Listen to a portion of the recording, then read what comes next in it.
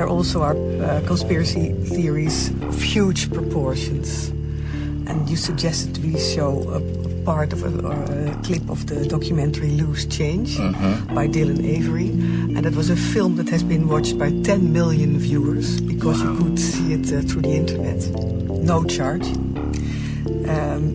And it is the film sums up in a way that all the theories about U.S. government having planned the September 11th attacks on the World Trade Center. Well, let's first watch it. What do you think? Do you think it's convincing what they tell in the film? It's not so much what they say. It's the things that make you look at what you thought you saw in a different light.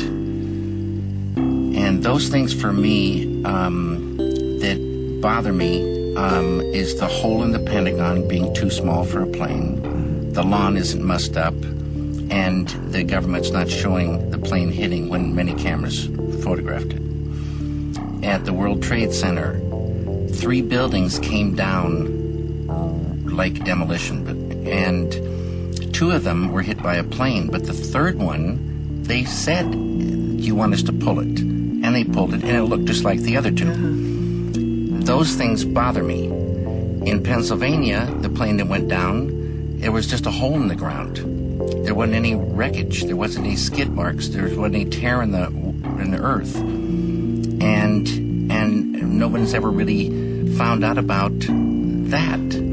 So every place, there's questions coming from this documentary.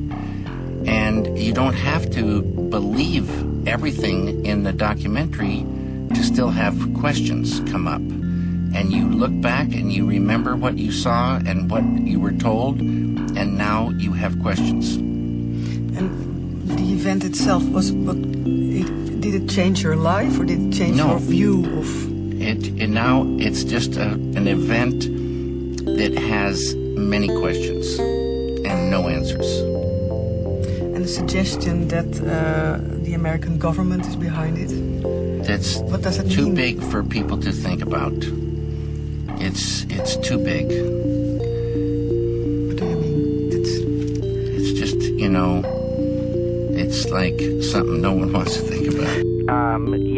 We're all, like detectives. Human beings are like detectives. We look at our world and we keep looking at it, and we get these feelings that there's more going on than meets the eye. And this is it's a world of clues, a world of mystery, but the mystery can get solved, and but you can find these answers for a lot of these things within. As far as 9/11 goes, there's things that we saw that conjure questions and wondering, and something doesn't seem quite right, so it makes us wonder. And the next step is we need answers. We need answers. That's all. Well, I certainly agree with you. 2 months before 9/11, I could send you a video clip of it. In fact, we ought to go post it on your website. We should talk about your website. You've got a lot of artwork there from different perspectives on 9/11 that you're allowing folks to submit and post there. We've got a link to your site up on Infowars.com right now. And we'll give out that web address before you leave us, and any other sites that you think are important, Mr. Lynch. But the establishment told us, or an arm of it, that this is a foundational event. And now we've got Newt Gingrich talking about open martial law and the end of free speech in America. So it's literally survival of my family now and my country to expose this. And I did get the questions, and I did talk about what was going to happen 2 months before it took place, because I saw preparatory actions in the media. And so that's why I am compelled to do what I do, exposing what happened on that date. I mean, you say you have questions. What are a few of the questions that you have concerning 9/11? I have the same questions that were brought up in all the things you mentioned, and I just don't have the answers. in the Dutch piece you mentioned how the towers fell at the speed of, one of them fell at the speed of gravity, which every engineer that's looked at it says is impossible unless there were controlled demolitions. I understand, Alex. There's questions arising from each of the events that day, and I don't have the answers. I just have the Is it your instinct? Instinct means I'm hungry, I want to eat. Intuition is the thing. Ah, yes. Intuition is higher than intellect. It's emotion and intellect. It's a flowing of knowingness. Now, going back to meditation, when you learn to dive within, which is so beautiful an experience, a human experience, you contact the ocean of knowingness, pure, vibrant consciousness, knowingness. Intuition grows. Intuition is like, it's an ocean of solutions. And you get that knowingness going, it feeds the, all artistic processes and all creative processes. Nothing we do as man doesn't, start with, it starts with an idea. Catching those ideas and seeing a way, knowing a way to translate that, to make something and make it feel correct based on the idea. And, it just goes like that. So there's an intuition going when we see things. Well, also we know that only 2 or 3% of our intellect is focused in the cerebral cortex, so the more powerful centers of the brain really already know the answer. But like you said in that Dutch interview, people can't handle what their intellect deep down is telling them at the conscious level. Yeah, well, there's what did you just say in the beginning? Well, I was just saying that the cerebral cortex... let me just tell you one thing about that brain of ours. They say we only use 5 or 10% of it. But now with brain research, they can show you that when you transcend, when you really experience the deepest level of life, the full brain is engaged.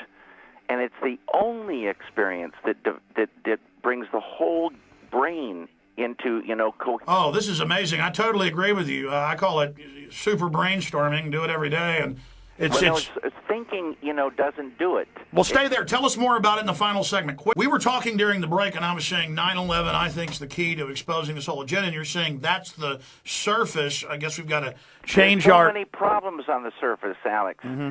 Solve the ocean of solutions is within. Enliven that. The unified field of quantum physics, Atma from Vedic science, meaning the self. There's another saying, know thyself. Dive within, enliven that, and watch things get better. Well, people should get conscious. Alex, they should will be exposed. Sure. Believe me. Well, I would say that not just getting to a higher level, the general public's almost mesmerized by the culture and not even awake at a basic level. But then why did you go public and question powerfully? And I commend you for your courage. 9/11, we were talking during the break, and you were saying more people need to go public. Why did you go public then? Because they ask me questions. Is when you see that, does it make you wonder about things? Does it seem like what we were told actually happened? It just makes me wonder. I see things that don't add up. Well, you mentioned some key points. And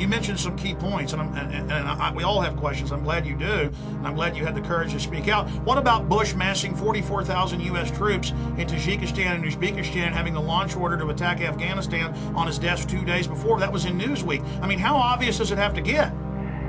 Here's the deal.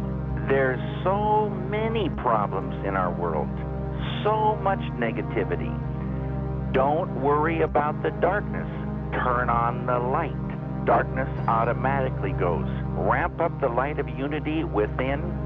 Help do that for yourself. Help do that for the world with peace-creating groups. And then we're really doing something. Well, it does start at home. Something that bring that light of unity. All diversity is appreciated in the light of unity. It will be so beautiful, so easy. Remember, that's where all the power is that created the universe and runs it, maintains it without a problem. Well, I agree with you that charity starts at home. We have to start changing ourselves one person at a time. And I guess that's what the new book, The Big Fish, covers. Exactly right, Alex. And you're going to be at a book signing tonight at, I guess, the Galleria area up in North Austin at Barnes & Noble's. Just an amazing interview, and I appreciate your courage. What did you think about Charlie Sheen and others speaking up on 9/11? You know, if people, you know, have questions, they have the right in this country, by golly, to, you know, raise the questions. Absolutely. So you support them raising questions? What, Alex? Yes, sir. You know, I support enlivening unity. Bring out the full potential of the human being by doing that. Everyone has that, you know, ability. And let's start working on real peace, dynamic peace for the world. Yes, sir. All these other problems, you know, mostly ridiculous absurdities will vanish. So they're symptoms of the disease. Thank you, There's David Lynch. coming up, Alex. Yes, thank you. God bless.